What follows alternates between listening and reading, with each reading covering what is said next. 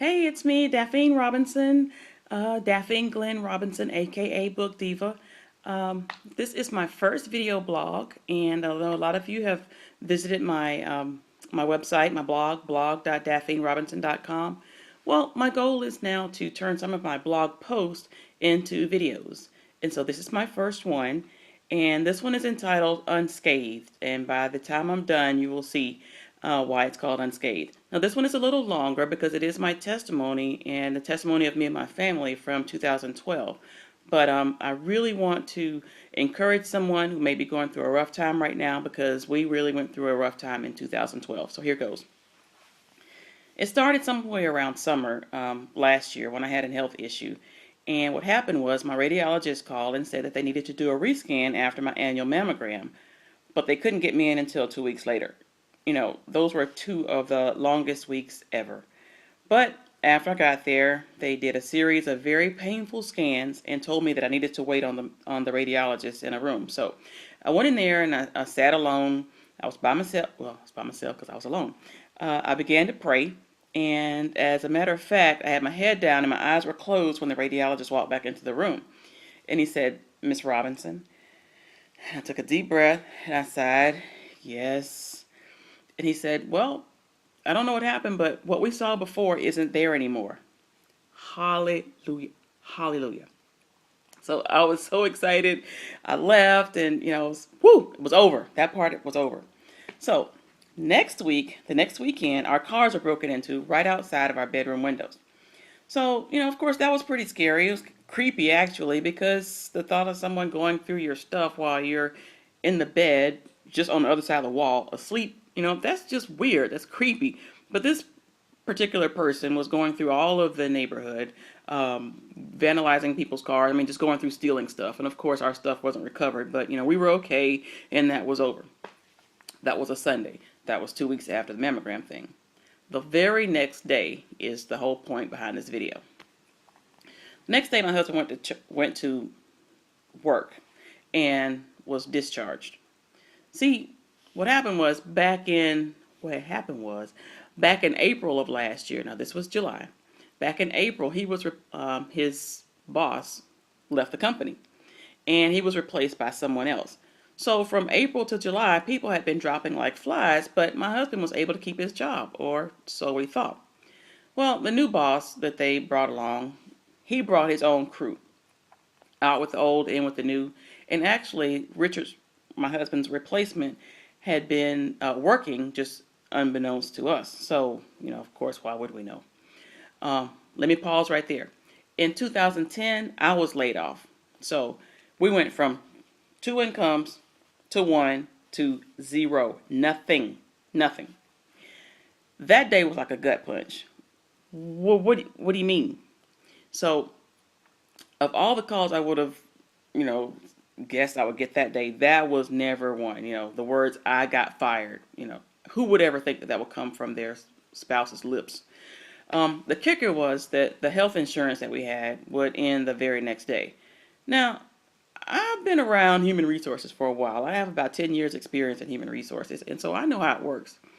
You terminate somebody's employment, and they have coverage usually until the end of the month. But this was on the 30th, which meant our insurance ended the very next day. Huh? What do you mean? We got two kids, no insurance, two adults, no insurance. Okay, what about my eye appointment? What about my dental appointments I had scheduled? What about the prescriptions that we knew we needed to pick up next week? All that just out the window. Immediately, visions of us sitting in a dark house, packing up our stuff, having to move, all that stuff went through my mind. God only knows the stuff that went through my head. Yeah, we're believers. I'm a believer, but sometimes stuff creep into your mind. Like, what the heck? What do you mean? What's going on here? Why is this happening to us? So, I imagine myself going to social services, trying to get some assistance, figuring out what the heck Obamacare is. I mean, what did that really stand for? I never thought I might need to know. But over the next few days, we kept going through in our minds what went wrong, why him, why us. Really? My mind was, really, God? Really? This is what we're going to go through right now. 2 kids, mortgage, car payment, got student loans from grad school, got a dog. Kids eat like adults. This was 2 weeks before school was supposed to start. They need Apple computers in middle school. Sports stuff, all the stuff on the list that the kids need for their classes and stuff. Really, God? This is what we're going to go through right now. Okay. Okay. So, after about a week, I thought about Job. And, Job didn't ask for anything. He didn't ask for that. It was a test, and now it was our turn. As Christians say, trials come to make you strong. Yeah, but you don't want that to happen to you. I mean, you know that trials do come to make you strong, but you're never expecting it to happen, to yourself. So, I was frustrated because, I didn't want it to be our turn. We've been through stuff. If you've read Mommy Moments or read anything on my blog or anything on my Facebook, in my notes and stuff, you know that, we've been through some stuff. I had 2 failed pregnancies. I know what it feels like to hold a child who's not living or breathing. It's gone. I know what it's like to go live through the death of both your in-laws. My husband doesn't have any parents. All of his aunts and uncles and grandmothers and stuff have died. Been through that. We've been through stuff just from living, just life. We have given. We've given sacrificially. We've given till it hurts. We've prayed. We've fasted. We've served in ministry. God knows we have served in ministry. But, nobody is exempt from going through trials and troubles and tribulations. So sometime, within the next week, something clicked in me. And I decided that it would be my role to be my husband's cheerleader. Now, I would be his biggest fan. And I was going to support him and love him harder through this trial than, ever before. We were going through this thing together. But he was the one who lost his job, and I was going to be that supporter. Yeah, I needed to look for something too. We both needed something. But I came up with this, God placed it on my heart to just love this man. A man he's the head of the house, right? I mean, yeah, I believe that. And I needed to support him. So women, ladies, this is for you. Never say what you're not going to do. So if your man needs support, support him. Sometimes we want to do this. Sometimes we just need to be quiet. And, I know I'm one of the ones that, Daphine, don't do that this time.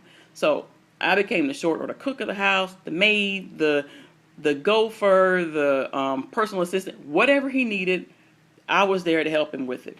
So he got up every morning, went to his desk, straight down the hall, to the office where he hangs out in the man cave.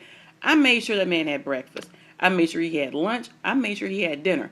And 95% of the time, I picked it up and took it upstairs to him at his desk. That was my strategy. If he was going to make it happen, if he was trying his very best to make it happen, I was going to support him until it did happen. Baby, you need some coffee. Oh, you need some more sugar for your okay. I would back and forth up and down the stairs. And there were days that I was like, I need a job too, shoot. But I wanted to make sure that he got what he needed, and then I would fall into place. Now, whatever. That was me. A week later, it was Labor Day weekend, and my family doesn't live in the same state where we are, so we drove out of town to go visit them. We just really needed to get away, get out of the house, get out of thinking about the circumstances. I didn't even mention that his unemployment got denied, the credit card insurance stuff got denied. I'm not even going to talk about that because anyway, so it was Labor Day, and we went to visit our family. So we ended up going to a park. Now, if you know me, I like doing stuff outside, but I can't stand me no bugs. I know that's bad English, but I can't stand bugs. Bugs are mean to me. Somehow I ended up standing on an anthill. Now, if you know me, you know that this story is about to get really, really bad. So I won't even tell you all the details.